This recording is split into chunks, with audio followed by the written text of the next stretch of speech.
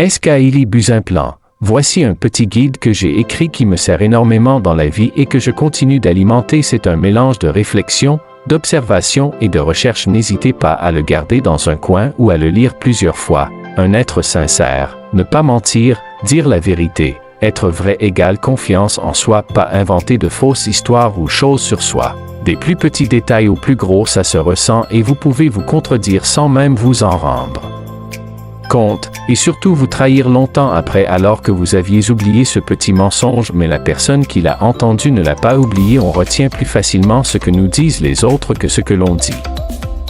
2. Connaître sa valeur. En gros, arrêtez de se prendre pour un con qui n'est capable de rien. Arrêtez de se dire que vous êtes moins bon que tout le monde, moins beau, moins intelligent, tout en restant ouvert à l'altérité. Être conscient qu'on peut apprendre de tout le monde et qu'on ne dispose d'aucune vérité concrète. J'avais énoncé cet paramètre un peu plus haut, mais il n'en reste pas de moins le plus important. 3. Arrêtez de s'excuser pour tout et rien à la fois, de se diminuer constamment. Parfois quand je marche dans la rue, il arrive qu'une personne croise ma trajectoire et s'excuse parce que la fameuse scène de l'évitement à gauche, puis à droite, puis à nouveau à gauche a lieu.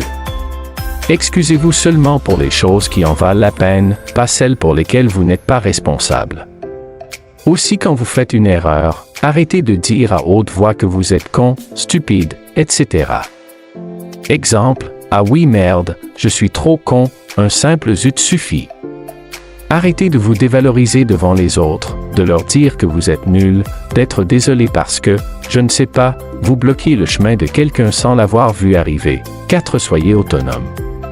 Qu'il s'agisse de vous ou de quelqu'un d'autre, je suis sûr que vous connaissez. Soyez autonome.